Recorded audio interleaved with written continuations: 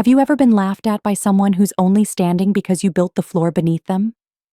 My name is Diane, and the last time I sat at my own dinner table, I became the joke. My daughter-in-law made sure of it. One cutting remark, one smug smirk, one room full of chuckles at my expense, including my son, who once cried on my lap when life hit too hard. And I just sat there, smiling like it didn't shatter me. Like I hadn't paid for the food, the house, the life she now weaponized against me with every polite insult. But here's what she didn't know. I don't get loud. I get even. This isn't a story about petty revenge. It's about legacy, about respect, about what happens when the woman you tried to humiliate decides she's done being generous. She mocked me in public, so I rewrote the will in private. And when she found out what I took back, the smirk she wore like armor vanished without a sound. Click the subscribe button if you haven't subscribed yet to see more. Let's begin. She laughed. It wasn't loud. It wasn't even cruel at first. Just one of those soft, sharp little giggles women like her use when they think they've won. When they think you're irrelevant, outdated, disposable. We were at the dinner table, my table, the one I'd hosted holidays on for 23 years. The same table I'd sanded, stained, and set for birthdays, anniversaries, baby showers, and reconciliations. And there she was, crystal wine glass in hand, red nails wrapped around the stem like a threat, saying something about older generations not understanding boundaries. It wasn't what she said. It was how she said it. The way her voice curled around the word boundaries, like it had been rehearsed in the mirror. Like she'd practiced how to say it and still sound like the victim. Everyone laughed, polite, uncomfortable, unsure, but still, they laughed. And then she looked at me. Right at me. Not through me. At me. Like she wanted to make sure I heard her. Like she wanted to make sure I knew exactly who she was talking about. My son didn't say a word. Not a glance in my direction. Not a quiet hand on her arm. Nothing. Just a sip of wine and a half smile, like he was watching a TV show he wasn't invested in. And maybe that was the moment something broke. Not in anger, but in clarity. I saw it all for what it was. The slow erosion, the rewriting of history, the way they had been softening me out of their lives like a stain on a white tablecloth. Too old-fashioned, too involved, too much. I used to be the woman who held them up.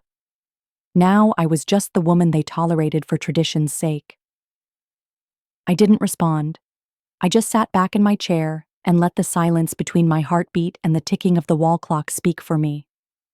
Because there's a kind of power in not flinching, in watching someone try to cut you down and smiling like they used the wrong knife. Later that night, after they left, after she kissed my cheek like nothing happened and said, "Thanks for dinner, Diane," like my name was a line she was tired of reading, I sat in the kitchen alone. The table still smelled like rosemary and roast, like laughter and betrayal. And I thought, you forgot who paid for this night. You forgot who paid for your wedding dress, for your nursery, for the roof you now sleep under while mocking the woman who helped build it. I poured myself a cup of tea, sat in the dark, let the weight of it all settle in my bones like dust. She didn't say it to my face, but she didn't have to. Her voice had been coated in contempt. That condescending upward lilt women like her use when they want to dress insults in concern. You know how Diane gets. She means well. She's just old-fashioned. I could almost hear her rehearsing it for brunch with her friends, swirling her mimosa and laughing about the meddling mother-in-law who couldn't take a joke. Except I took it. I took it all. The laugh, the silence, the smirk. And I put it in the same drawer I keep the documents in. The ones with signatures. The ones with names. The ones that say where everything I've built goes when I'm no longer here. That night, I didn't cry. I didn't scream. I didn't call anyone to vent.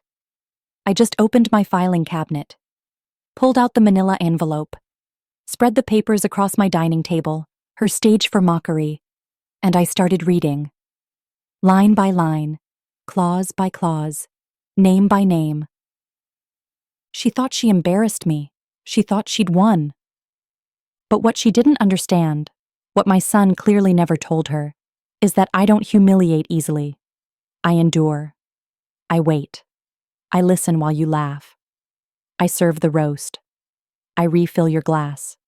And then, when the lights are low and the plates are empty, I take back everything I ever gave. Because I may not be loud, but I'm the reason they eat. I'm the reason they live where they do. I'm the reason they think they're safe. And she just made the biggest mistake of her life. She reminded me how easy it is to change a name. The next morning, I didn't wake up angry. I woke up clear. Clarity is sharp. It doesn't apologize. It doesn't flinch when it points at the person you love most and says, "He let her do it, and you let him." I rinsed the wine glasses slowly. Her lipstick was still on the rim of the one she held when she said, "Some people just don't know when to let go." As if I were some desperate ghost clinging to relevance. As if I hadn't been the one who kept their lights on when he lost his job last year.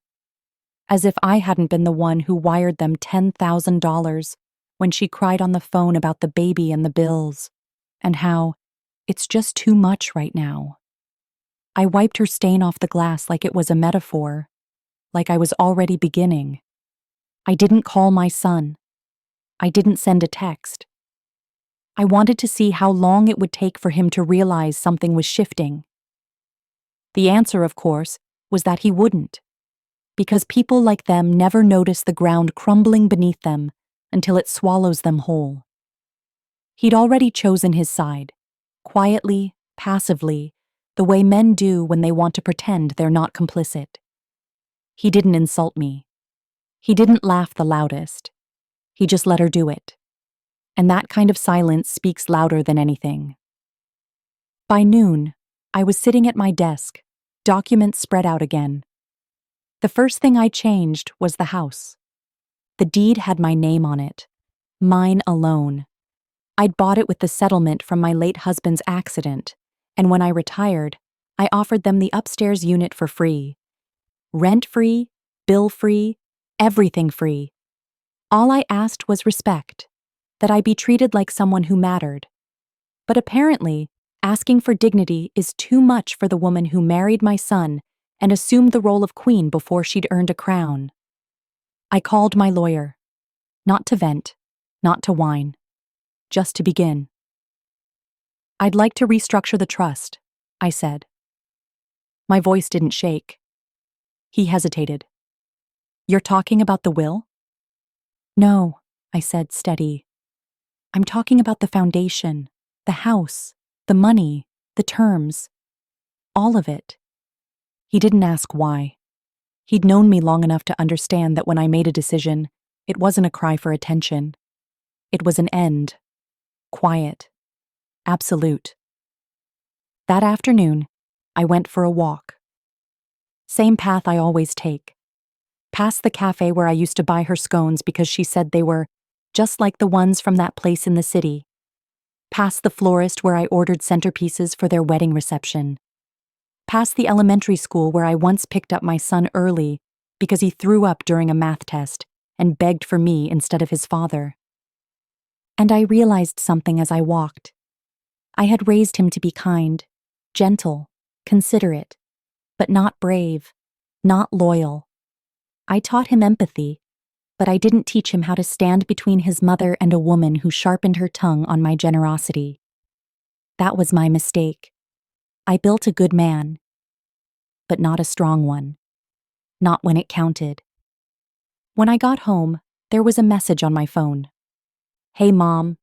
Just wanted to say thanks again for dinner last night. Claire's still talking about your green beans. We should do it again soon." That was it. No mention of the laugh. No acknowledgement of the smirk. No apology. Just thanks. Like I was the help. I stared at the screen for a long moment before pressing delete. Not in rage, in ritual. That message wasn't a thank you. It was a warning. They think they got away with it. They didn't. I wasn't burning bridges. I was building exits. For them. And this time, the locks on the doors they thought belonged to them were about to change. The thing about bridges is that people never think they'll collapse, especially the ones who've only ever walked across them, never built them. I laid every plank of their comfort with my own hands. And now, I was quietly collecting the nails. After deleting my son's message, I sat for a while in the silence of my kitchen, the one they used to call cozy, warm. Just like a real home, Claire once said, before she started treating me like furniture that didn't match the decor. The clock ticked, the refrigerator hummed. Somewhere outside, a dog barked at nothing. And inside me, something was finally, fully awake. The next day, I called the bank. The joint account I'd opened temporarily to help them after the baby was born, closed. No warning, no explanation, just gone. They wouldn't notice right away. Not until Claire went to buy something unnecessary and the card declined. I wanted to be there for that moment, not to gloat, but to watch the first tremor, the first crack. After that, I changed the locks on the basement storage unit, the one where all their old boxes still lived. High school trophies, wedding favors, baby clothes they were saving just in case. I labeled every bin, put Claire's name on the ones that were hers, his on the rest. Then I left them neatly stacked outside the door with a note. Pick up by Friday. No extensions. That was all. No bitterness. No emotion. Just business. I didn't hear from them that day. Or the next. I think they assumed I was busy. Or tired. Or God forbid forgetting things again. That's what Claire liked to insinuate. That I was slipping. That maybe I needed more support. That she was just looking out for me, of course.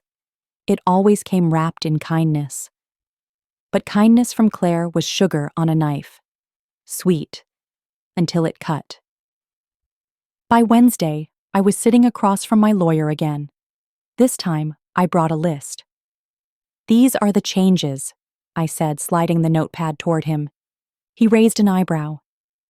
This is everything. I nodded.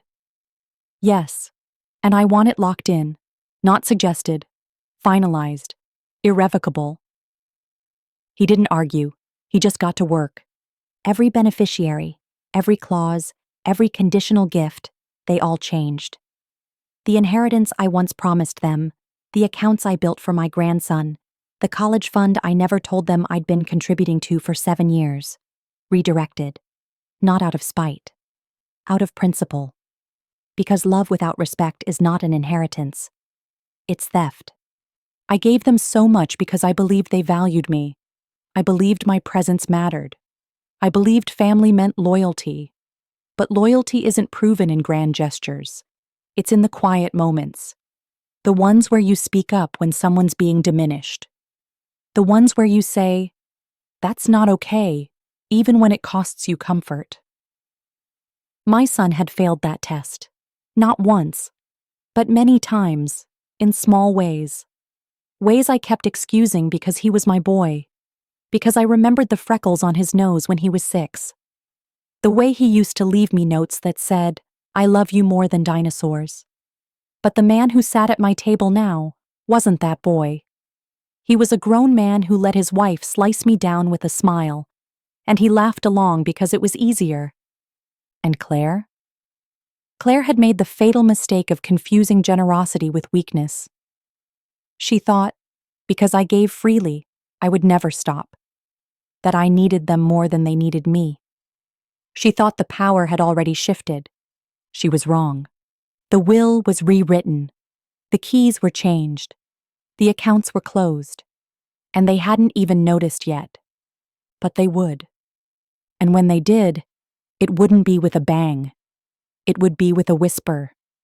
with a knock at a door that no longer opened for them, with the realization that the woman they mocked wasn't just watching, she was preparing. And now she was done. By the end of the week, the silence started to shift. Not in volume, in weight. It was subtle at first.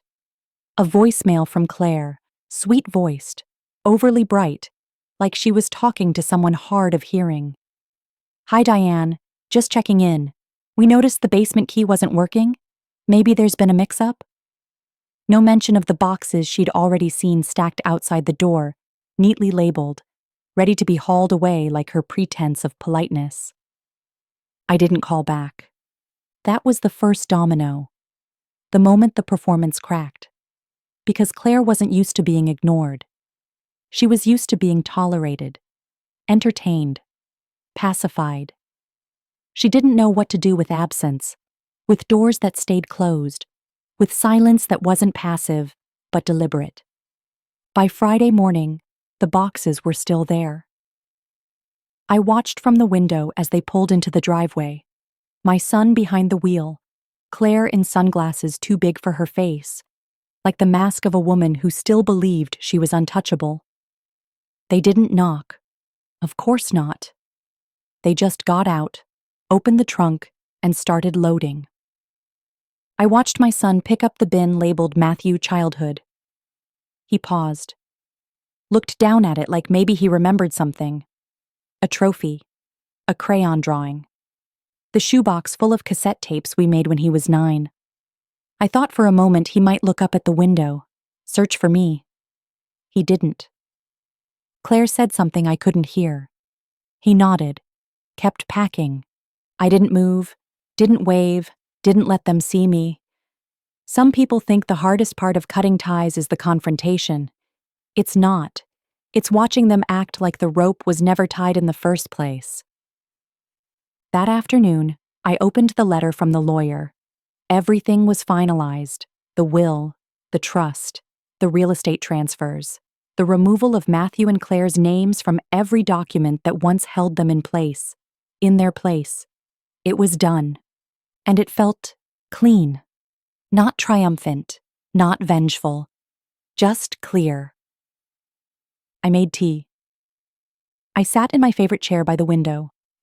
And for the first time in months, maybe years, I wasn't bracing for the next insult dressed as concern. I wasn't preparing myself to be diminished in the house I paid for, at the table I built. I wasn't waiting to be tolerated. I was alone, but it wasn't loneliness. It was freedom. That night, the phone rang. My son this time. I didn't answer. He tried again 2 hours later. Still, I didn't answer.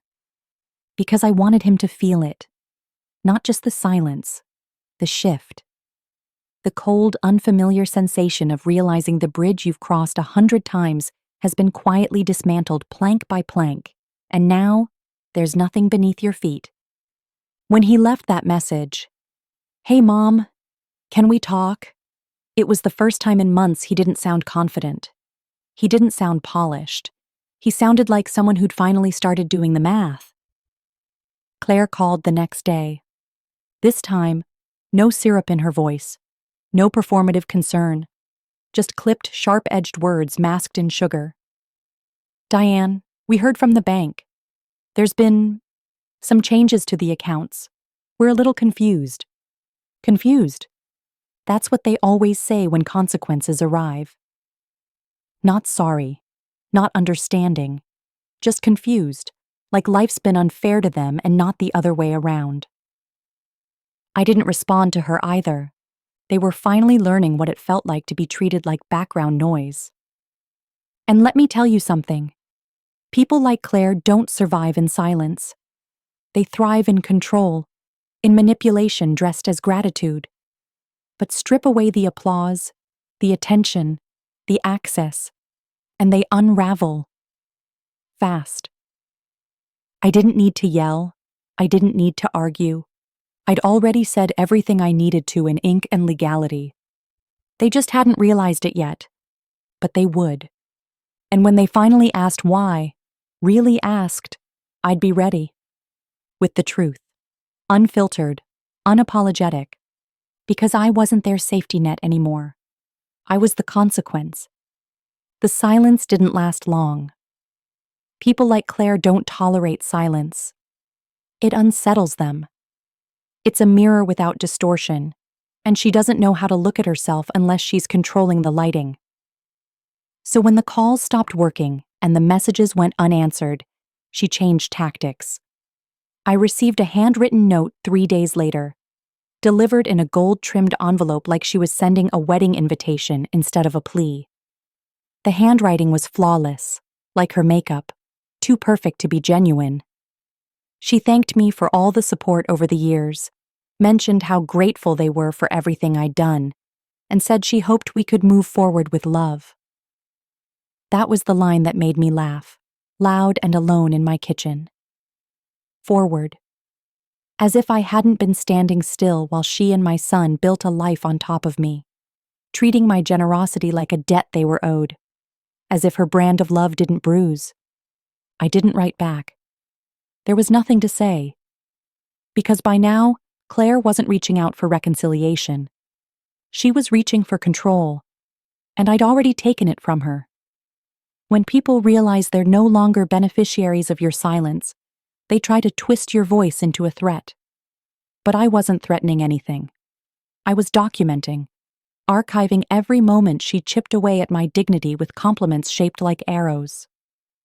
I thought of the brunch last year when she said, "Diane's just so involved. It's sweet, but sometimes it's a little much." I remembered the birthday party where she told me not to bring a gift because the kids don't really need more clutter.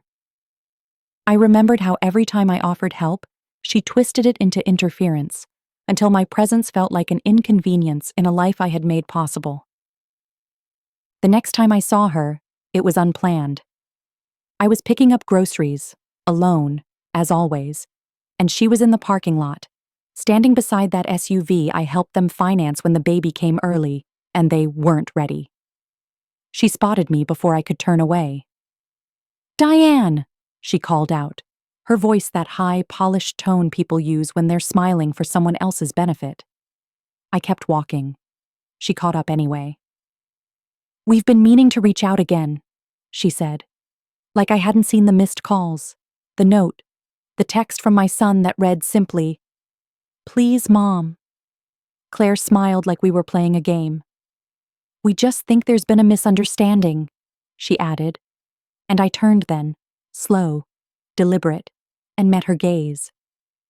"There's no misunderstanding," I said. My voice wasn't loud. It didn't have to be. "You made yourself very clear, and now I'm doing the same."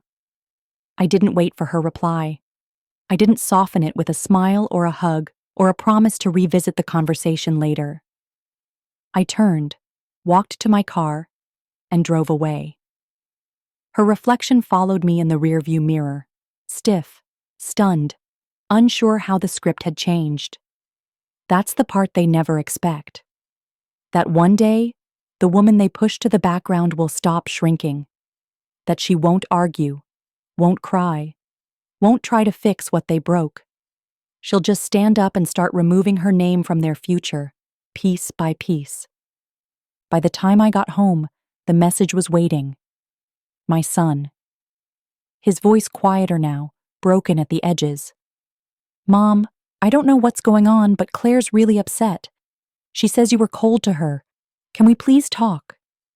Cold. That word again. The word they use when a woman stops setting herself on fire to keep everyone else warm.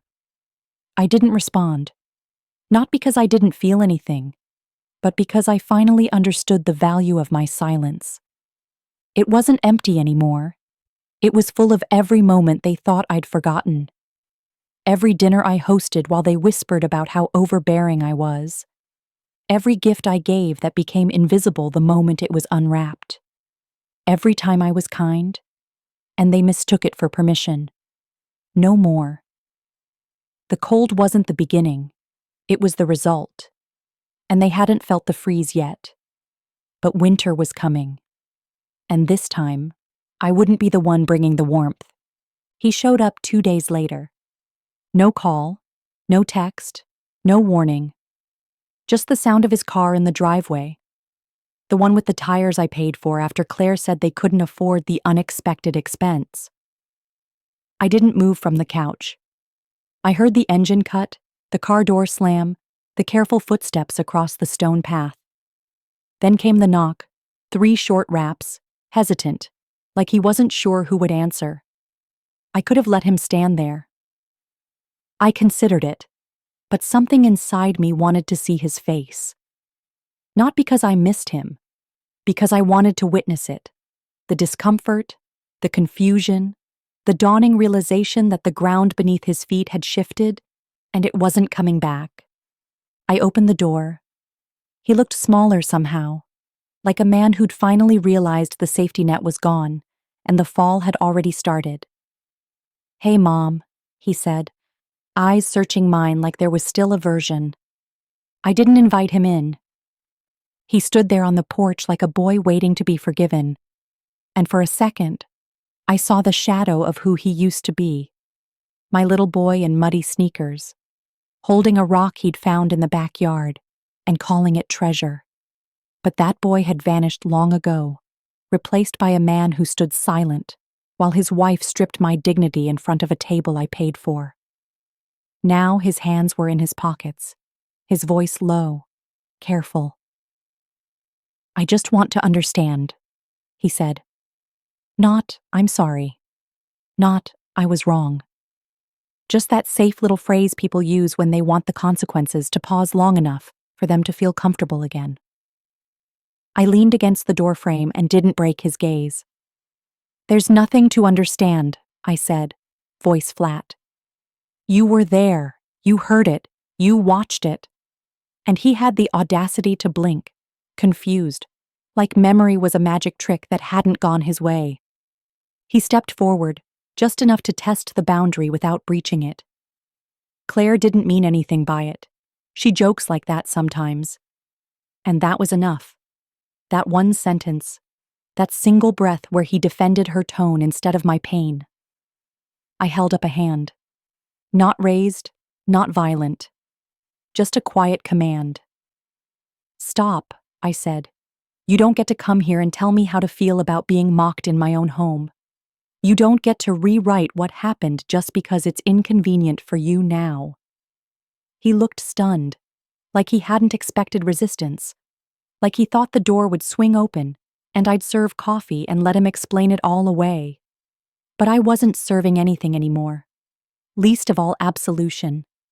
The silence between us stretched long, taut, the kind that wraps around old wounds like wire. He finally exhaled, the kind of breath people take when they think they're about to make a breakthrough. "This isn't like you," he said. And that, more than anything, made me want to laugh. Because that's what they say when you stop making yourself small for their comfort. When you stop nodding, stop excusing, stop playing the role of the quiet matriarch who forgives everything. "This isn't like you." "No," I wanted to say. "It's not like the version of me you could manipulate. This is the version of me that survived your silence." I didn't speak. I let him flail in the quiet, let him look at the space around him and realize he no longer belonged in it. He shifted his weight, like he was trying to stay rooted in a place that had already moved on. "You changed the will," he said finally, like it was some revelation, as if I hadn't laid the foundation brick by brick in front of him. I nodded. "Yes, I did." He waited for the explanation, the justification, the softening of the blow. It didn't come. "Do you know what that means?" he asked, voice cracking. I looked him square in the eye. "It means you're no longer entitled to the life I built. It means you don't get to humiliate me, forget me, and then inherit me." He flinched just slightly, and I saw it. The first real crack in the armor. Not because he was losing money, but because for the first time he was losing me. He didn't fight. Not really. Just stood there a moment longer, the way someone does when they realize the door they walked through without thinking has been locked behind them. He nodded once, a hollow gesture with no weight, and turned to leave. I didn't watch him go. I closed the door slowly, deliberately, and stood in the silence on the other side. My hand rested on the wood, not out of grief, not out of regret, but out of finality. That was the last conversation I would ever have where I was expected to apologize for drawing a line. I walked back into my kitchen, poured myself a cup of tea, and sat in the stillness like it belonged to me. Because it did. He came looking for clarity, and he got it. I wasn't angry. I wasn't cruel. I was done. And that for people like him and Claire was the loudest betrayal of all. The strange thing about finally saying no is how quiet the world becomes afterward. Not just around you, within you. No one prepares you for the silence that follows a boundary held firm. It isn't peace at first. It's a kind of stillness you have to learn how to breathe in, like air at a new altitude. For the first few days after he left, I moved through the house like I was stepping through memory. His voice still echoed faintly, not in the words he spoke, but in the ones he didn't.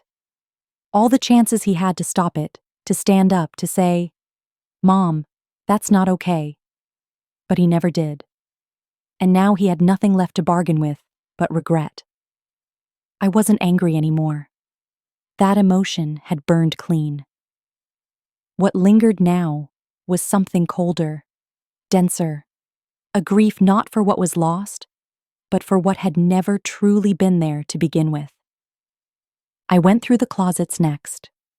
The ones upstairs, in the room they used to stay in when times were tight and they needed to get back on their feet. I found the spare blanket I gave them, still folded the way I left it, and the drawer full of Claire's old maternity clothes she asked me to store, just in case. I boxed it all up. No ceremony, no emotion, just methodical motion, the way you move when you're clearing out the remnants of a relationship that outlived its usefulness. I didn't cry. I didn't hesitate. That's the beauty of clarity. It makes decisions easy. I wasn't making space out of anger. I was reclaiming it. Every drawer, every shelf, every inch of room that had once belonged to them now belonged to me again. They'd mistaken access for entitlement. I was correcting the record. The next morning I changed the locks, not because I thought they'd try to come in, because I didn't want them to believe they could. I stood on the porch as the locksmith worked, sipping my coffee, nodding along as he asked about the weather, about the dog next door, about anything except the truth of why a woman my age would suddenly change all her locks without explanation. I tipped him extra. Not because he did a great job, but because he didn't ask questions. That kind of silence is a gift you don't overlook. Once the door clicked shut, and I turned the new key in the lock, something settled in me. Not closure. Ownership. This home had survived everything. My husband's absence, my son's distance, Claire's contempt. And now it stood clean again, untouched by pretense. They didn't reach out again that week. Maybe they thought I was still cooling off. Maybe they believed silence was a pause and not a conclusion. But they were wrong. Silence wasn't a gap. It was a boundary, a verdict, a line they'd crossed one too many times and now found themselves locked out of. I went about my days with the kind of calm that can only come from detachment. I grocery shopped. I cleaned. I walked past the nursery Claire used to call her safe space and didn't blink. The crib was gone. The rocking chair was gone. The illusion that we were still a family, that had been gone long before. What remained was only what I chose to keep. And that list now was short, quiet, sacred. It wasn't until Sunday that I felt the ache, not grief, not longing, just the faint pressure of habit trying to resurrect itself. Sundays used to mean family, brunch, stories, laughter that felt like it belonged to something solid. Now it meant stillness, a different kind of ritual. I made coffee. I sat by the window. And I wrote. Not to process, but to preserve. To remember the exact shape of what was taken from me under the guise of jokes and forced smiles. I didn't write to them. I wrote for myself. For the woman who stayed silent too long. For the woman who fed people who later pretended not to taste her effort. For the woman who stood at her own door and didn't open it when the knock came. I wrote it down not because I needed revenge, but because I needed proof of who I had been and of who I would never be again. It was the next Sunday when the letter arrived. White envelope, no return address, my name written in that painfully familiar print, each letter shaped with careful hesitation. His handwriting, not Claire's. She wouldn't bother with paper. Claire was a text and tidy up kind of woman. This was his attempt then. His olive branch, his Hail Mary. I didn't open it right away. I held it in my hands while my tea cooled beside me, while the morning sun hit the kitchen floor just the way it always had. I turned it over once, twice, ran my thumb over the seal. He had licked it shut himself. That much I knew. And that made it worse somehow. More deliberate. More final. Like he'd sat at a table and poured what was left of his guilt into something I was expected to read and absorb like a sponge. I opened it that evening. Slowly. Like peeling a scab you already know will bleed. The letter was short. 2 pages. Neat. Almost formal. Like he'd written a draft or 3 before this one made it to the envelope. He started by saying he didn't know how to make it right. He said he was sorry. Not for what Claire said, but for not stopping her. That's what got me. Not the apology, but the precision of it. He knew. He knew. He wrote, "You were right." I watched it happen and I said nothing. I froze. And that would have mattered if it had come when it counted. But apologies after silence always feel like confessions from someone who only realized the fire spread once the smoke reached their lungs. He wasn't sorry then. He was sorry now. Because he felt the cost. He asked for a conversation. A real one. Just us. He said he missed the way I used to talk about the past, how I remembered the birthdays he forgot, how I made the holidays feel like something bigger than obligation. He even mentioned the casserole I used to make on the first cold night of October. I hadn't made it this year. Not because I forgot, because I didn't see the point of warming a kitchen for people who only showed up to complain about the seasoning. I read the letter twice, then folded it back along its crease and placed it in the drawer beneath the sink. Not in the trash, not on the table. The drawer was purgatory. A place for things that didn't deserve to be honored, but hadn't yet earned destruction. He wanted a conversation. I wanted a time machine. Not to undo what had been done, but to go back and show myself all the tiny moments that led here. The jokes Claire made with too much edge. The looks exchanged when I asked too many questions. The forced politeness that always ended with her steering the conversation somewhere I couldn't follow. The way my son let it all happen because it kept the peace.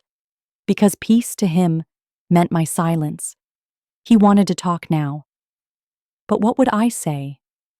That the woman who raised him would have thrown herself in front of a train for him, and the man he became couldn't even interrupt a cruel laugh? That the home I built from grief and grace had been treated like a hotel with amenities, and I was just the maid they forgot to tip? I didn't respond. That was my answer. I went on with my week like the letter had never come. I cleaned the pantry. I donated old coats. I reorganized the linen closet and bought myself fresh towels. Fluffy, white, untouched by visitors. Every task was a quiet declaration. This house is mine again. Not because I reclaimed it from ghosts, but because I finally evicted the living who treated it like purgatory. My peace didn't need a conversation. It needed space. And that's what I gave it. No dinner invitations, no forgiveness ceremony, no phone calls that start with, "I just want to explain." There are some explanations that only exist to shift blame. I wasn't interested in hearing how his spine temporarily went missing, or how he's learning to be better now. Let him be better. Somewhere else. The locks were changed for a reason. The will was rewritten for a reason. And I wasn't undoing either. Not for an apology that came too late. Not for a letter that only proved what I already knew. Claire resurfaced next. Of course she did. She couldn't let the letter be the last word, not when it hadn't come from her. She sent flowers, white lilies, the kind they use at funerals. It was almost funny, a little too on the nose. There was no card beyond her name, just Claire, in thick looping cursive that tried too hard to look effortless. I stared at the vase for a moment before lifting it, walking to the trash can, and tipping the whole thing in. Water, stems, glass, and all. It shattered. And for once, the sound didn't make me flinch. Some things aren't worth repotting. Some relationships deserve the burial. And Claire? She didn't send the flowers for me. She sent them for her own conscience. A desperate little attempt at grace when what she really wanted was clearance. Permission to slide back in without the weight of guilt. I heard from my neighbor a few days later that Claire had been talking. Nothing slanderous yet. Just murmurs. Diane's been distant. We're worried about her. Ever since the stroke, she hasn't been quite the same. And there it was.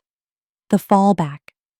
The quiet weapon they kept sharpened just in case they ever needed to explain me away. Not cruel, just concerned, not gossip. Just care. That's how women like Claire do damage, with plausible deniability. She never says I'm unstable. She just plants the seed. And suddenly, I'm the unreliable narrator in my own story. The bitter widow, the isolated mother, the poor woman who's acting out because she misses the family she pushed away. Never mind the jokes, never mind the condescension. Never mind the silence from my son when I needed him to stand up, not blend in. Now I was the problem. Not because it was true, but because it was convenient. That week I made plans. Not to confront them. Not to make a scene. I booked a trip. A real one. The kind where you pack light and leave heavier. Somewhere coastal, somewhere quiet.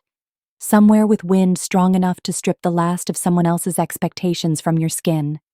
I didn't tell anyone. I didn't leave a note. I didn't forward the mail. I just locked the door behind me, the new key cool in my palm, and walked away from the house they thought would always be open. I didn't check my phone. I didn't check my heart. I just went. Because the most radical thing a woman like me can do, the thing they never expect, is not to rage, not to argue, not to burn it all down. It's to leave. Completely. And mean it. The days bled into each other in the best way. No names, no knocks, no demands. I walked until my legs ached and my lungs burned from the salt. I read books I hadn't touched in years. I ate when I wanted, slept when I wanted, and didn't once think about how they might be spinning the story back home. Let them. Let Claire whisper her careful accusations to the neighbors and feign concern while secretly hoping I stayed gone just long enough to miss her. Let my son pretend he was caught in the middle, instead of admitting he stood beside her. I had no interest in correcting the narrative anymore. The truth didn't need to be defended. It needed to be lived. Quietly. Without apology. And so I did. One morning, I found myself standing at the edge of the shoreline just after dawn. The sky was bruised with early light, the ocean pulling itself back from the sand like it had changed its mind about touching land. I bent down, picked up a shell, cracked and sharp on one side, smooth and polished on the other.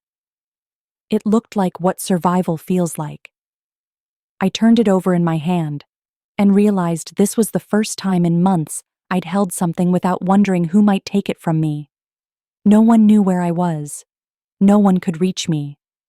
And in that space, I felt something I hadn't felt since before the dinner party, before the joke, before the will was even a thought. Peace. Not the manufactured kind. Not the kind people post about and then cry themselves to sleep. Real peace. The kind you find when you finally let the ache settle and decide not to keep trying to stitch yourself back into someone else's comfort. I thought about calling him once. Just once. Not to forgive, not to explain, but to ask the question that still curled under my ribs when it got too quiet. Why didn't you stop her? Why didn't you look at me and see your mother, not just a woman in the way? But I didn't call, because I already knew the answer. He didn't stop her because it was easier not to, because standing up for me would have meant sitting in discomfort, and comfort had always been his compass. He didn't choose her over me. He chose convenience over consequence, and now he was paying for it in silence, in absence, in the clean break of a legacy that once had his name written all over it. He mailed me regret on thick white paper, thinking I'd fold at the weight of it, but I didn't. I left it where it belonged, in the drawer beneath the sink, beside the coupons I never used and the warranties for appliances I didn't trust. The trip lasted 2 weeks. Long enough for the muscles in my face to remember what it felt like to relax. Long enough for my body to stop bracing at the sound of my own name. I returned home lighter, not because anything had changed, but because I had stopped carrying what wasn't mine.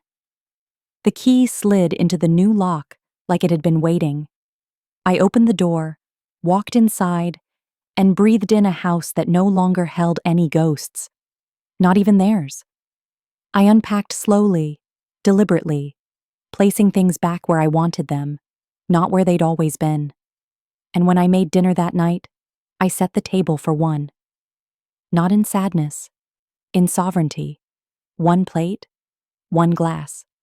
One woman who had finally, fully, chosen herself. I didn't miss them. I didn't mourn the version of them I once believed in. I just ate. In silence. And in that silence, I found everything I was never going to ask for again. I began to rearrange things. Not out of boredom, but out of necessity. The living room furniture shifted. The hallway mirror lowered to match my eye level. Not Claire's. The framed photo of Matthew's wedding, once centered on the mantel, was replaced with a small painting I bought at a roadside market by the coast. The kind of raw, imperfect piece she would have scoffed at. I didn't throw the photo away. I just moved it to a drawer, somewhere closed, somewhere quiet. I realized I had stopped wanting to see him smile beside the woman who dressed cruelty in charm and used my son as her accessory. The more I touched this space, the more it felt like it belonged to me again. Not just physically, spiritually, emotionally. My home stopped being a backdrop for performances and became a sanctuary again. They say grief comes in waves, but they never talk about how often anger comes in echoes. The sudden flash of a memory, her voice in the kitchen saying, "We just feel like you've had your time." That particular brand of cruelty, sterile, polite, laced with just enough condescension to cut deep without drawing obvious blood. It replayed sometimes when I was folding laundry or wiping down the counters. Not because I wanted it to, but because memory doesn't need your permission to wound you. And when it came, I didn't push it away. I let it play out, like a storm you watch from behind thick windows. I didn't flinch. I didn't cry. I acknowledged it like you would an old injury aching from a change in the weather. It's still there, but it no longer defines the day. One afternoon, I walked past the mailbox and found a padded envelope shoved between the bills and the circulars. No return address, just my name, carefully typed. I took it inside, set it on the kitchen table, and stared at it for a long time. There was no urgency in me, just a quiet curiosity, the kind that feels like opening a locked drawer from a life you've already moved on from. When I finally opened it, I found a stack of photographs. Old ones. Some I hadn't seen in decades. Matthew as a toddler. Me, younger, standing in the garden with him clinging to my hip. A birthday party. A Christmas morning. Each image a snapshot from before things soured. Before Claire. Before silence. On top was a note, scrawled in his handwriting. I thought you might want these. I know I don't deserve to ask, but I'm still your son. That last line hung in the air like a held breath.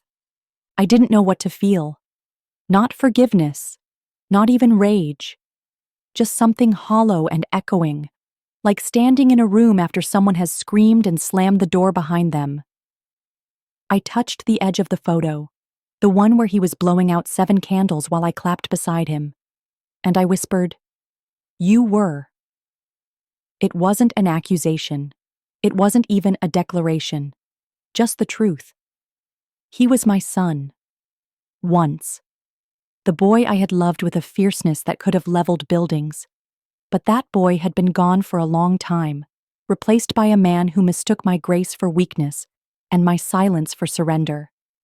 I slid the photos back into the envelope, walked to the hall closet, and tucked them on the highest shelf. Not to hide them, but to let them rest. Some things don't need to be displayed to be remembered. And some love, when buried long enough under betrayal, doesn't rot.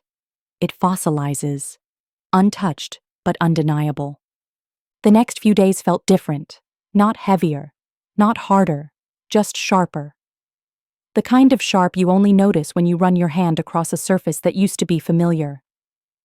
After the envelope, after the photos, something shifted in the air around me.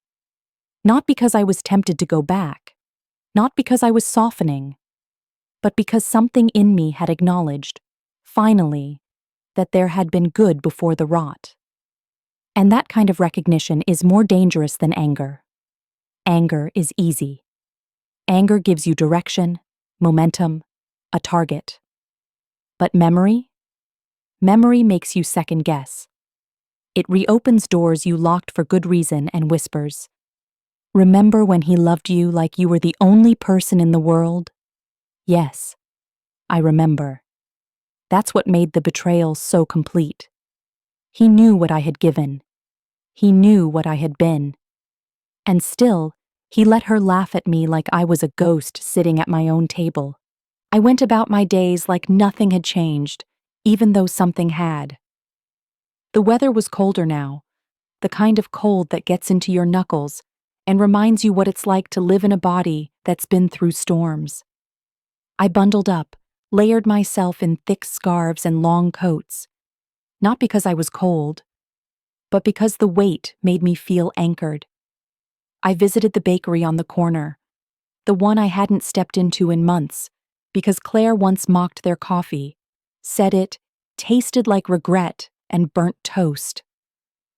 But I liked their coffee, always had. I sat by the window and drank it black, the way I used to, and watched the city move around me without needing to participate in any of it. That was the thing no one talks about after you sever ties. You don't just lose people. You lose the version of yourself that existed only in relation to them. And that version? She'd been hungry for their approval. She'd watered herself down to stay digestible. Now she was gone. And I didn't miss her. A woman approached me at the bakery. Late 40s maybe, eyes tired in that familiar way. She smiled like she knew me, and I braced for it. The small talk, the casual question about my son, the awkwardness that always followed. But she surprised me. She said she'd read the piece, the one I'd posted quietly online. No name, no photo, just the story, raw and unsoftened. I hadn't planned for anyone local to find it. It was meant to be anonymous, just a scream into the void dressed as a quiet essay. She looked at me and said, "I thought I was the only one." That stopped me. She didn't say "you're brave," or "how could they," or even "I'm sorry." She said "me too," and that was enough. We didn't talk long.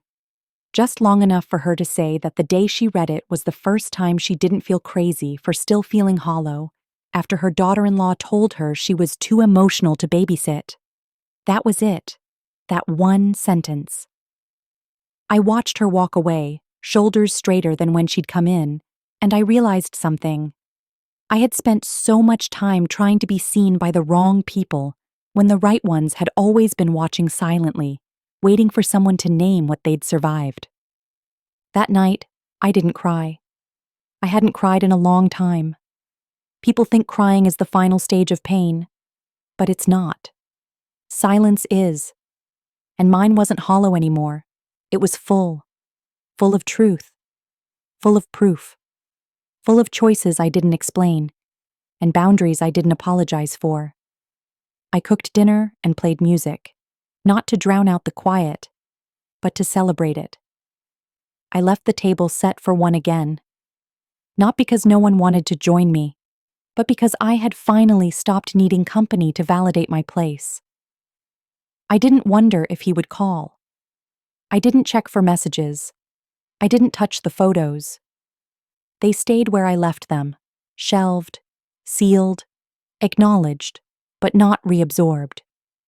The past doesn't need to be relived. It just needs to be respected enough not to be repeated. That was the lesson now. I wasn't mourning anymore. I was maintaining, holding the line, keeping the air clear of their noise. On the fifth morning, a package arrived.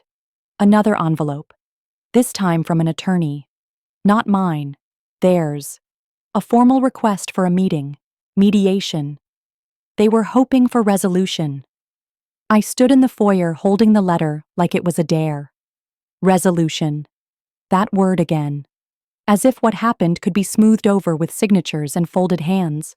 As if the weight of being erased, laughed at, dismissed, could be negotiated like a property line. I didn't open it right away. I made tea first.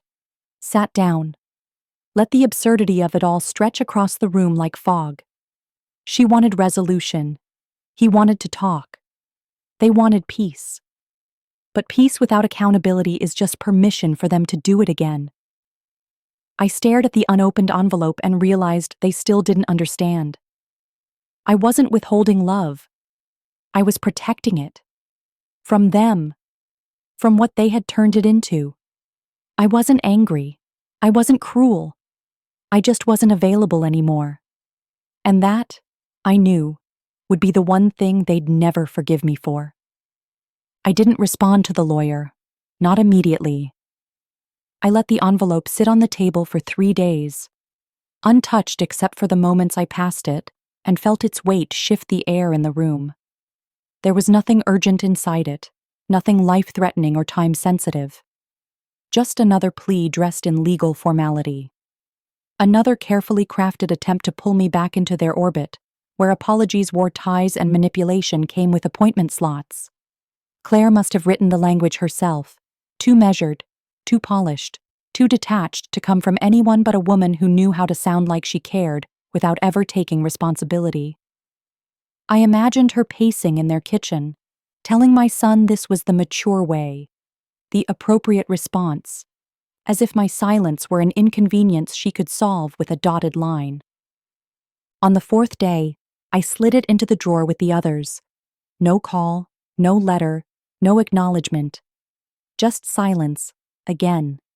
Not passive, intentional. They hadn't asked to apologize. They'd asked to negotiate. And that's what made it so easy to say nothing. Because I'd lived a lifetime of negotiation already, between who I was and who they allowed me to be. I wasn't interested in sitting across from Claire while she twisted concern into control, or watching my son flinch every time I named what they'd done. No, I wouldn't give them that performance. If they wanted resolution, they should have thought about that when they decided public humiliation was easier than private respect. I went for a walk that afternoon, the sky low and gray like it had been holding its breath. The wind bit at my cheeks, but I didn't pull my coat tighter. I welcomed the sting. It reminded me I was still here, still choosing, still free. I passed the bookstore Claire once joked about. So quaint, like it belongs to someone who never left the 90s, and walked inside for the first time in years. I bought 3 novels, none of them new, all of them thick with stories about women who'd lost everything and found more than they'd expected. It felt like communion, like reclaiming pieces of myself I'd left behind in quiet corners. That evening, I lit a candle, poured a glass of wine, and sat down with the first book. The house didn't echo anymore. It held me, not like a cage, but like a choice. The envelope stayed buried, the phone stayed silent, and for the first time in a long time, I didn't feel haunted. I felt grounded. The kind of grounded that comes after you've stopped asking why they hurt you and started asking why you stayed so long after they did. The next morning, I woke up without the usual ache. Not in my body. It still reminded me I was older now, slower in the joints, but in my chest. That hollow place where I used to hold the waiting, the what-ifs, the rehearsed conversations that never came. It was gone, emptied out, replaced with something steadier. I didn't check my phone. I didn't glance toward the drawer. The silence was no longer a space to fill. It was a boundary that kept me safe. That was the moment I realized I'd stopped surviving their absence and started thriving within it. Peace isn't always soft. Sometimes it's firm, unyielding, something you choose every single day, even when your past knocks at the door with new packaging and the same old script. Claire sent an email. Of course she did. Legalese hadn't worked, so now she was trying warmth. The subject line read, "Hope for healing." She wrote about misunderstanding, about family, about how no one meant for things to go this far. She called my silence painful, as if it were a punishment instead of a decision. She said they missed me, how the baby asked about Grandma, how they hoped we could sit down and find each other again. I didn't even finish reading it. I deleted it before the end. Because none of that email was about me. It was about redemption. Their redemption. About Claire painting a picture where she was hurt too, where no one was to blame, and where my boundaries were the only problem left standing. I knew the baby didn't ask about me. He was too young, too new to the world to understand absence in any way but presence denied. They wanted me to believe there was still something tender waiting on the other side of forgiveness. But tenderness doesn't grow where there's been deliberate harm. And Claire wasn't sorry. Not really. She was uncomfortable. And discomfort for women like her is intolerable. It must be resolved, reshaped, rewritten. They cannot sit in the tension. They must be seen as reasonable. And I was no longer interested in helping her maintain that illusion. Not when it cost me everything. I made tea and sat in the sunroom, the light slanting just right through the windows. My hands wrapped around the cup, steady, warm. I didn't think about the holidays. I didn't imagine their table or wonder if my name came up in cautious whispers. I just sat, fully, without regret, without flinching. They'd been trying to write a new version of the story, one where no one was the villain, and we all simply drifted apart. But I knew the truth. We didn't drift. They shoved. I stood still. And now I was done catching things they dropped. I didn't answer the email. Just like I hadn't answered the letter, the voicemail, the knock at the door, or the padded envelope filled with curated memories. They kept trying new shapes for the same message. We didn't mean it. But intent doesn't erase impact. And there comes a point when a woman stops translating her pain into something digestible just so the people who caused it can sleep better at night. I didn't owe them closure. Not after the humiliation, the silence, the reshaping of my character in rooms I wasn't invited into. They could call it distance. I called it protection. And I was done softening the edges of that decision just to be seen as reasonable. But silence isn't just about absence, it's a mirror. And when it stretches long enough, it starts reflecting the things they tried to avoid. I imagine Claire staring at her screen after sending the email, waiting for the little notification that never came. I imagine my son watching her try and fail to fix what he was too cowardly to protect. Maybe he started realizing this wasn't about forgiveness anymore. Maybe he wondered if the woman he let be disrespected in public could also walk away in private and mean it. That's the part that always shocks them, isn't it? The stillness. The fact that the woman they thought would crumble without their approval is suddenly thriving in the life they never bothered to understand. That evening, I cooked myself a meal I hadn't made since before they turned my kitchen into a negotiation table. Something rich, decadent, too fussy by Claire's standards. I poured wine, I lit candles. I sat at the table and ate like I was feeding the parts of me that had gone hungry in their presence. I didn't imagine anyone else at the table. Not even the old versions of them, the ones I used to grieve. They were gone. And their absence didn't ache anymore. It cleared the room. I toasted the quiet with a half smile, not because I felt triumphant, but because I finally understood what it meant to dine in peace. No performances, no tension. Just a woman who had stopped asking for a seat at tables she built. And when the next email came, because of course it did, I didn't even open it. The subject line was enough. Still hoping. That's what they didn't realize. Hope, when used to bypass accountability, is just another form of entitlement. They were hoping I'd cave, hoping I'd miss them, hoping my silence was temporary and not the new law of the land. But I wasn't hoping. I was healing. And healing doesn't always come with warmth. Sometimes, it arrives dressed in stillness, in boundaries that don't need to be explained, in the soft, steady knowledge that peace doesn't beg. It just leaves. Quietly. And never comes back. It snowed the next morning.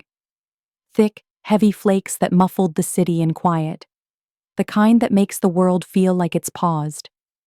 I watched it fall from my window, hands wrapped around a mug of coffee, steam rising up into a silence I had made sacred. No one called. No one came. And for once, I didn't feel forgotten. I felt preserved. I hadn't realized how much of my life had been spent performing softness for people who only knew how to weaponize it. That email, still hoping, was their final move. And they'd made it like it was an act of grace, as if their hope was the only thing keeping the door open between us. But the door had been closed, locked, sealed, not out of spite, out of necessity, because people who mock you in front of others and call it playful are the same ones who'll call you dramatic when you finally demand to be treated with respect. I spent the day cleaning again, not out of restlessness, but ritual. There's something healing about wiping down a surface that once held their fingerprints. I cleaned the cabinet where Claire used to stack her trendy cookbooks, the ones she never used but insisted were aesthetic. I cleaned the bathroom drawer where my son kept his razor, though he rarely stayed long enough to need it. And then I stood in the hallway, staring at the closet where their coats used to hang, empty now, echoing. But not in the way that loneliness echoes. It was the echo of space reclaimed, of oxygen finally being allowed to stretch its limbs. I opened the closet door, took a deep breath, and smiled. Not big, not triumphant, just honest. They were really gone, not because they left, because I had asked them to. I think the hardest truth to swallow isn't that they hurt me. It's that they didn't think it would matter, that I was supposed to absorb the insult, file it under just her sense of humor, and smile through the sting like a good mother, like a good woman. And when I didn't, when I refused to clap for their cruelty, they didn't reflect. They retaliated. First with silence, then with confusion, and finally with faux concern. But none of it had been for me. It had been for them, for the version of themselves they still needed to believe in, the one where they were kind, and I was just too sensitive. I stopped giving them that version. I stopped handing them the benefit of the doubt, like it was candy at Halloween. They didn't earn it, and I wasn't handing it out anymore. That night, I lit a fire. Not for warmth, for ceremony. I pulled out the old journal I'd kept tucked in the bottom drawer, filled with entries written in moments when I didn't feel brave enough to speak out loud. Pages soaked in doubt, in longing, in grief for the woman I used to be before I became an afterthought in my own life. I tore them out one by one, fed them to the flames, and watched them curl and vanish. Not because the words weren't true, but because they weren't needed anymore. I didn't need to keep rereading the pain to remember it happened. It was written in my muscles, in my refusal, in the stillness of this home that no longer needed apology or explanation. When the last page turned to ash, I sat back and felt something settle in me that hadn't felt settled in years. The right to move on without permission. Outside, the snow was still falling, quiet, steady, unapologetic. I watched it cover the sidewalk, the street, the porch where my son had once stood and asked to come in. I hadn't thought about that day in weeks. But now, watching the white blanket erase every footprint from the night before, I remembered it not with pain, but with clarity. He had come too late. He had spoken too softly. He had looked me in the eye and still missed everything. And that was the last time I would ever open that door for someone who didn't see me. Let them hope. Let them knock. Let them write all the pretty emails they want. My silence wasn't the absence of love. It was the presence of worth, and for the first time, I didn't feel the need to defend it. I just let the snow fall.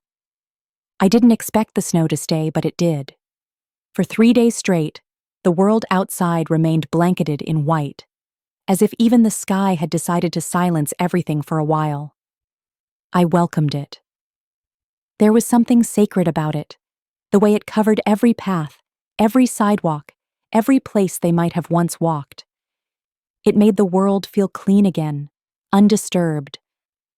I took long, slow walks through my neighborhood, my boots crunching the snow in a rhythm that felt almost like prayer. No destination, no urgency. Just me, moving through a world that finally mirrored what I felt inside. Still, whole, untouched. It was the kind of quiet that didn't beg to be filled. It simply was. And I had become someone who could sit inside it without reaching for noise. A few neighbors asked if I'd be seeing family for the holidays. I smiled politely. Said no, not this year. Not because I couldn't, because I chose not to. The old version of me would have felt the need to elaborate, to offer some carefully wrapped lie that would protect their comfort. Oh, scheduling just didn't work out, or we're doing something low-key. But I owed no one an explanation for why I no longer made room for people who had so easily erased me when it suited them. Let them wonder. Let them assume whatever they needed to. The truth was, I had a table full of memory and peace, and it didn't need chairs for people who only showed up when there was something to gain. I wasn't hosting apologies anymore. I was hosting my own goddamn freedom. In the evenings, I started writing again. Not the way I used to, with half measures and hidden meaning. This time, I wrote like I had something to say that wasn't asking for permission. I wrote about betrayal without softening the edges, about how women like Claire don't always wear cruelty on their faces. They wear it in the small dismissals, the sideways smiles, the calculated tone. I wrote about how silence can feel like home when your voice has been flattened for too long. I wrote about how motherhood is often a script, one that expects you to sacrifice until there's nothing left, and then smile as they call it love. I wrote about how healing doesn't always look like reconciliation. It looks like choosing not to open the door, even when you still know how to find the key. One night, after hours of writing, I closed the laptop and walked outside, barefoot in the snow. Just for a moment. Just to feel something sharp and honest. The cold bit into me instantly, real and undeniable, and I stood there for 3 breaths. That was all. 3 full, deep breaths of winter air that reminded me I was still here, still choosing this life on my terms. Then I stepped back inside, shut the door, and wrapped myself in warmth I'd created, not given to me, not borrowed. Mine. It struck me then, this wasn't a story of loss. It was a story of reclamation, of what happens when a woman stops bleeding for everyone else and learns to keep her own blood where it belongs. The next morning, I got a call from a friend I hadn't spoken to in years. She'd read the piece. Somehow, word had reached her. She said, "I didn't know you went through all that." I almost laughed. That's the thing about survival. We get so good at making it look easy, people forget it happened at all. I told her I was doing well, better than ever actually. And for the first time, it wasn't a line. It was truth. I didn't say his name. I didn't mention Claire. I didn't rehash what didn't need to be revisited. I just said, I'm at peace. And when she said she was proud of me, I believed her. But more importantly, I was proud of me too. Not for surviving, but for finally realizing that survival wasn't enough. I had to stop handing my life to people who only showed up when it was easy. The snow began to melt 2 days before the new year, receding in slow drips down the gutters and off the railings like the house itself was exhaling. I watched it disappear from the window, one patch at a time, and felt something similar unfolding inside me, a thaw, not of regret, not of longing, but of the last frost of survival, the kind you don't notice until it starts to lift, revealing everything beneath it that managed to live through the cold. The sidewalks were slick, the grass matted, but it was all still there. And so was I. Not just breathing, not just moving, living, existing fully without the shadow of people who once tried to shrink me with silence and smirks. I wasn't looking back anymore. I was watching the light come back, piece by piece, and realizing I didn't need anyone else to see it to know it was there. I cleaned out the attic that afternoon, not because it needed it, but because I was ready. The attic was where the past had settled, tucked away in boxes, organized but untouched. I climbed the stairs slowly, the weight of old air wrapping around my shoulders like a warning. But I didn't flinch. I opened the first box, Christmas decorations, a stocking with his name on it, glitter peeling at the edges. I ran my fingers over it once, then set it aside. Another box held photo albums, the old kind with plastic sleeves and handwritten captions. There he was again, year after year, a boy with bright eyes, and a mother who believed in him more than herself. It didn't hurt to see him. That was the change. I didn't ache for the boy who once ran into my arms. I mourned the man he became, the one who stood silent while I was turned into a punchline. That mourning was brief now. Efficient. It had been folded and filed away already, like a finished chapter I didn't need to reread. Deeper in the attic, I found the last box labeled Important.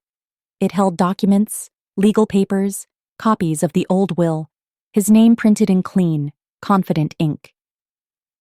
I sat down, legs crossed, the box in front of me like a shrine to a life I'd already dismantled. I pulled the will out and read the first line, the one that used to make my chest tighten. To my beloved son. I didn't feel anything. Not rage, not love. Just detachment, the clarity of someone who has finally stopped bleeding in places no one knew they were wounded. I tore it in half, then into quarters, then into pieces so small not even a lawyer could reconstruct them. And as I dropped them into a paper bag, ready for the fireplace, I realized this was the final exorcism. Not of him, but of the story I once wrote in his name. The story where I gave and gave and gave until I was no longer in the room. I burned the will that evening, sat by the fire as the paper curled and blackened, watched the ink vanish into ash. It didn't feel like revenge. It felt like release, like the final thread tying me to someone who had already let go of me long before I let go of them. They had called my silence cruel. They had named my boundaries drastic. But cruelty is laughing at someone you call family. Cruelty is watching them sit humiliated at their own table and saying nothing. Boundaries are the aftermath of cruelty, the scar tissue of disrespect. I watched the last corner of the page disintegrate and whispered, "You made this choice." Not because I needed him to hear it, but because I needed to say it, out loud. For the woman who once believed her value was measured by how much pain she could hold, without ever showing it. Later that night, I stood in the hallway, hand resting on the doorknob of the spare room that used to be his. I hadn't entered it in months, but tonight, something shifted. I opened the door slowly, took 2 steps in, and looked around at the remnants, the old bookshelf, the lamp he'd always loved, the framed quote he gave me once, back when he still thought I hung the moon. I picked up the frame, read the words. "You taught me everything I know about love." For a long moment, I stared at it. Then I placed it face down on the dresser and turned off the light. I didn't need reminders anymore. I didn't need artifacts from a story that had rewritten itself without my permission. What I needed was exactly what I had now: my name, my voice, and a home that didn't echo with expectation. The year was ending, and with it, the last piece of who I used to be when I still believed their love was unconditional. What came next didn't need to be dramatic. It just needed to be mine. The new year arrived without fanfare. No countdown, no champagne, no empty promises dressed up as resolutions. Just me, alone in my living room, barefoot on the hardwood, watching the city's distant fireworks bloom in silence through the window. I didn't celebrate. I acknowledged. There's a difference. Celebration implies something joyful, something shared.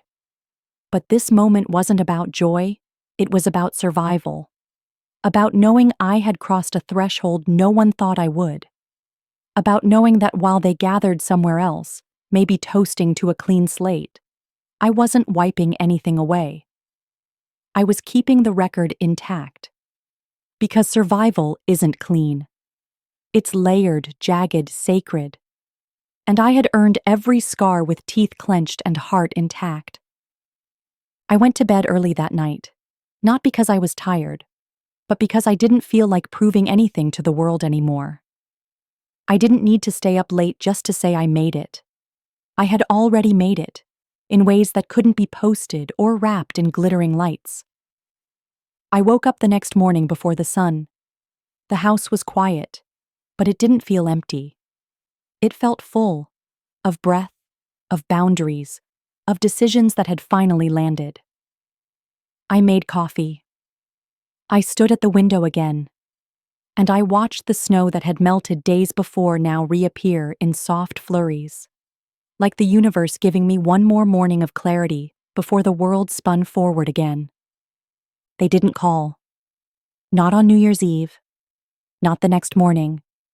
Not the day after that. I didn't expect them to. Their silence had shape now, a predictable pattern dressed in faux innocence. Maybe they assumed I'd reach out eventually, that I'd break. That time would sand down the sharpness of what they did, and I'd return to being the woman who forgave first, questioned later. But that woman was gone. She didn't rise with the new year. She'd been buried gently beneath all the moments they dismissed her pain. I didn't miss her. I honored her. And then I left her behind, wrapped in old letters and discarded traditions that no longer fit the life I'd rebuilt from the wreckage. That week, I cleaned out the last shelf in the guest room. The one with the photo albums Claire had once suggested I curate better because they looked dated. I pulled each one out, ran my hand across the covers, and decided they didn't need to live out in the open anymore. I didn't burn them. I didn't throw them away. I simply moved them into the chest in the back closet, the one that now held relics, not necessities, because that's all those moments were now, relics. Glimpses of a history that had unraveled, not because time changed us, but because I finally saw them for who they were beneath the politeness, beneath the performance. And no amount of nostalgia could unmake that truth. I closed the chest, turned the lock, and stood in the center of the room that used to belong to my son. It didn't feel haunted anymore. It felt still, like a museum that no longer needed visitors. I walked out, closed the door, and left it shut without looking back. Some people call that cold. Some call it harsh. I call it self-preservation, the kind that doesn't ask for applause, only space. I had given them everything, my time, my trust, my silence. What I kept now was mine, entirely. And for the first time in years, I didn't feel like I'd lost a family. I felt like I'd returned to myself. And this version of me didn't bend. She didn't beg. She just stood in her own story and owned every word of it. It's strange, the way peace arrives, not like a storm, not like a scream, but like the absence of what used to weigh you down. I used to think healing meant fixing things, mending bridges, reopening doors, softening my tone to make others comfortable in the wake of their own harm. But I was wrong. Healing, real healing, isn't about returning to what broke you. It's about realizing you never had to carry their guilt in the first place. It's about knowing that silence can be sacred, not empty. That distance can be an act of love, for yourself. There's a specific grief in being discarded by the people you once built your life around. But what no one tells you is that grief doesn't stay raw forever. It hardens. It clarifies. It becomes the blueprint for the boundaries you finally learn to build. And in that space, something new begins. Not forgiveness, not always, but understanding. Understanding that you can miss someone and still never want them near you again. Understanding that survival doesn't mean softening. It means choosing yourself again and again, especially when the world tells you that doing so makes you cold. I didn't get the apology. Not the real one. Not the kind that looks you in the eye and names what was done without wrapping it in excuses. And I'm no longer waiting for it. Because closure doesn't always come from words. Sometimes it comes from the day you stop explaining. From the moment you stop making room for people who only visit when they need something. Sometimes closure looks like a woman alone in her home, lighting a candle and saying, "Enough," and meaning it. If you've ever been made small for speaking your truth, if you've ever been laughed at, overlooked, or erased by people who claim to love you, if you've ever had to rebuild from the ruins of a betrayal served with a smile, know this: you are allowed to shut the door. You are allowed to end the story before they're ready. You are allowed to survive in a way that doesn't invite them back. Let them call it unforgiving. Let them call it dramatic. Let them call it whatever makes them sleep at night. But don't ever let them name your survival. They mocked me. They underestimated me. They thought I'd stay quiet. And when I didn't, when I finally stood up and chose myself, they lost access. Not out of revenge, out of resolve. Because I may have once been the woman who gave everything. But now, I'm the woman who remembers. And when you remember clearly, you don't go back. You rebuild. And you never apologize for leaving. Thanks for spending time with this story. If it resonated with you, don't keep it to yourself. Someone else may need to hear it too. Watch another real-life journey by clicking on the left, and subscribe so you never miss what comes next.